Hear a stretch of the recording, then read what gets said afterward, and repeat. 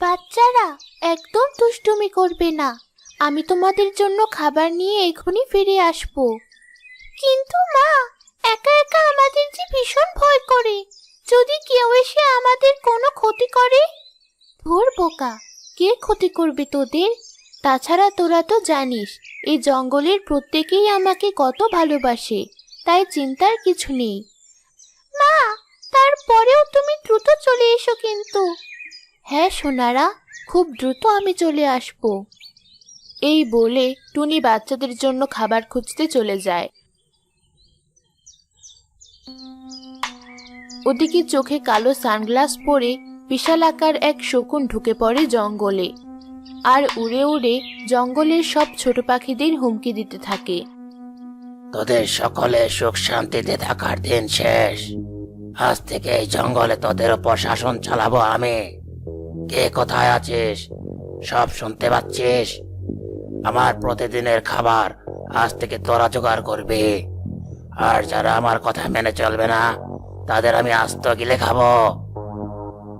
শকুনের ভয়ার্ত কণ্ঠস্বর শুনে জঙ্গলের পাখিরা ভয়ে কাঁপতে থাকে, আর ওদিকে টুনির ছানারা কাঁদতে থাকে। মা, তুমি কোথায় মা? আমাদের তো ও দেখলেই খেয়ে ফেলবে। আমার যে খুব ভয় করছে। জঙ্গলে শকুনের উৎপাত শুরু হয়েছে জানতে পেরেই টুনি দ্রুততার সাথে ওর ছানাদের কাছে চলে এলো। মা, তুমি এসেছো? ওদিকে বড় একটা পাখি এসেছে আমাদের জঙ্গলে। ও বলেছে প্রতিদিন ওর খাবার যদি আমরা জোগাড় করে না দিই তবে ও আমাদের খেয়ে ফেলবে।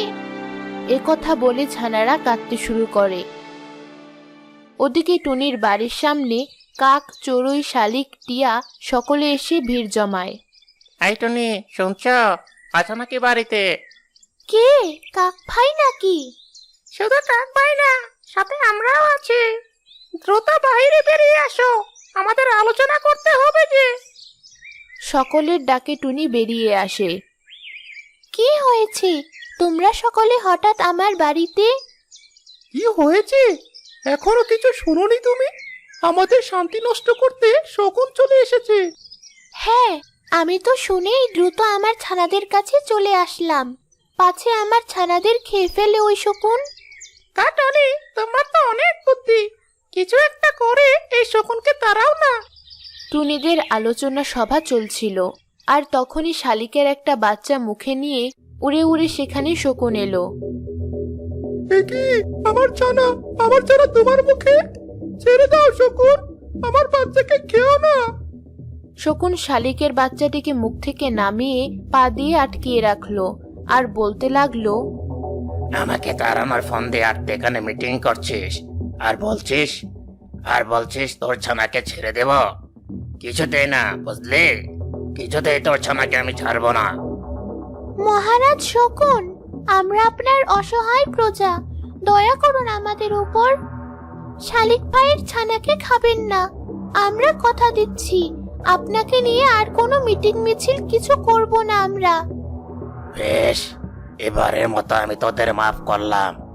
এই নে শালিক, তোর ছানা, আর এক প্রহরের মধ্যে আমার বাসায় তোর ছানার সমপরিমাণ খাবার নিয়ে হাজির হ। এই কথা বলে শকুন শালিকের ছানাকে ফেলে সে স্থান থেকে চলে গেল। এরপর থেকে সব পাখিরা নিজেদের ছানাকে বাঁচানোর জন্য শকুনের বাড়িতে খাবার দেয়া শুরু করলো।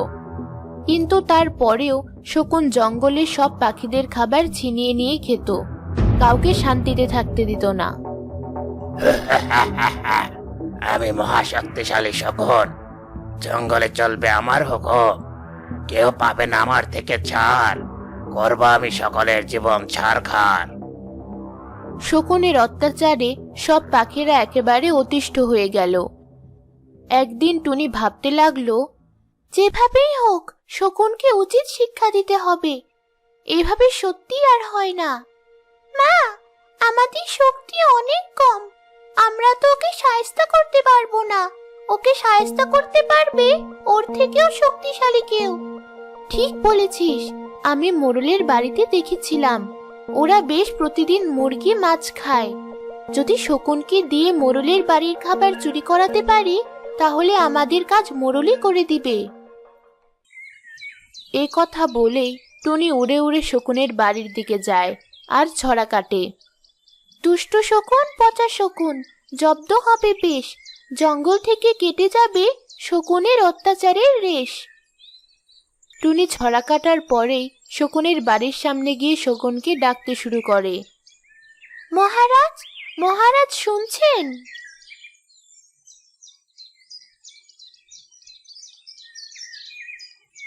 কিরে টুনি, কি বলবি শুনে? এনেছিস আমার আজকের খাবার? খাবার না পেলে তোর ছানাদের করব আমি সাবার। রাগ করছেন কেন? বলছিলাম আপনি তো আমাদের শ্রদ্ধেয় মহারাজ, আপনার কি আর আমাদের ধরে আনা ছোট ছোট পোকামাকড়, ছোট পাখি খাওয়া মানায়? আপনার তো বাহারি রাজভোগ খাওয়া উচিত। আর আপনি শুনলে খুশি হবেন যে মোড়লের বাড়িতে আপনার দাওয়াত। মোড়ল মশাই আপনার স্বার্থে দেশি মুরগির মাংস, ডিমের কোরমা, বিরিয়ানি সহ আরো অনেক পদ রান্না করে রেখেছেন। আপনি শুধু যাবেন আর মোড়ল মশাইয়ের টেবিলে বসে খেতে শুরু করবেন, ব্যাস। টুনির মুখে কথা শুনেই শকুনের জিভ লকলক করতে লাগলো। বলিস কিরে, আমাকে দাওয়াত দিয়েছে? কবে, কখন? সত্যি বলছিস তো? সত্যি না বললে এই আমি। না না, এই কাজ করবেন না, থেমে যান, নইলে এসব খাবারের কথা ভুলে যান। বেশ, আমাকে নিয়ে চল মোড়লের বাড়িতে, খেয়ে দিয়ে আসি। টুনি শকুনকে নিয়ে মোড়লের বাড়ির কাছে যায়। এ কি, থেমে গেলি কেন? কি হলো আবার? এই সত্যি করে বলতো, তুই আবার কোনো ফন্দি করছিস না তো? মাথা খারাপ নাকি আমার? ফন্দি করব আবার? বলছিলাম যে আমি গিয়ে আগে দেখে আসি ওনারা বাড়িতে আছেন কিনা। এই না বললি ওনারা আমাকে দাওয়াত দিয়েছে, তাহলে থাকলেই বা কি সমস্যা? না না, তা না, মোড়লের বউ আপনাকে দাওয়াত দিয়েছে, মোড়ল তো দেয়নি। তাই মোড়ল থাকলে আপনি খেতে পারবেন না। তাই দেখে আসছি মোড়ল আছে কিনা।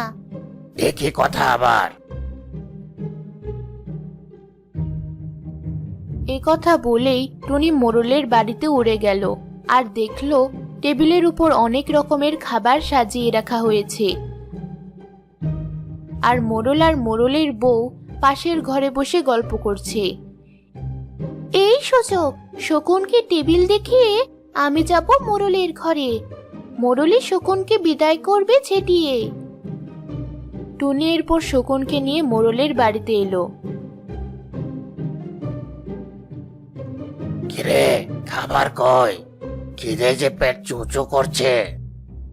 ওই দেখুন, টেবিলের উপরে কত খাবার, যান যান খেয়ে নিন। ওমা, এত খাবার! শকুন অত সব বাহারি খাবার দেখে আগে পিছিয়ে না ভেবেই উড়ে টেবিলের উপর গিয়ে খাবার খেতে লাগলো। আর এই সুযোগে টুনি মোড়লের ঘরে গেল। মোড়ল মশাই, ঘরে বসে গল্প করছেন আর হাসছেন, ওদিকে যে শকুন আপনার ঘরের সব খাবার করে দিচ্ছে সাবার। এ কি, টুনি বলছিস কি? শকুন? হ্যাঁ মোড়ল মশাই, এই যে আপনার ঘরের খাবার খাচ্ছে। শকুন বলেছে রোজ নাকি আপনার ঘরের খাবার খেতে আসবে। ওমা, আমার এত স্বাদের রান্না, শুনবো না কোনো বাহানা। এখনই যাবেন ওই ঘরে, মারবেন শকুনকে বেঘরে। মোড়লের বউয়ের কথা মতো মোড়ল একটা জাল নিয়ে চুপিসারে খাবার টেবিলের পেছনে গিয়ে দাঁড়ায়। এদিকে খাবার খাওয়ার নেশায় শকুন খেয়ালই করে না ওর পেছনে জাল হাতে নিয়ে মোড়ল দাঁড়িয়ে আছে। আর এই সুযোগে মোড়ল সে জালের ভেতর শকুনকে বন্দি করে ফেলে। একে, কে আমাকে বন্দি করলো? এই টনি, কোথায় গেলে? মোড়ল মশাই, এবার এই শকুনকে ইচ্ছে মতো পেটান, পিটিয়ে শেষ করে দিন, নইলে ও রোজ আপনার খাবার চুরি করবে। এর আগেও তো চুপিসারে আপনার ঘরের খাবার খেয়ে যেত ওই শকুন। না না, সব মিথ্যে কথা, সব মিথ্যে। কিসের মিথ্যে? হাতে নাতে ধরেছি আজ তোকে। এ কথা বলে মোড়ল জালের ভেতরে শকুনকে পেটাতে শুরু করে। ও, আ, আর শেষমেশ মোড়লের লাঠির মার খেয়ে শকুন জালের ভেতরেই মারা গেল। এরপর নিশ্চিন্ত মনে টুনি জঙ্গলে ফিরে গিয়ে এই সুখবর সকলকে জানালো।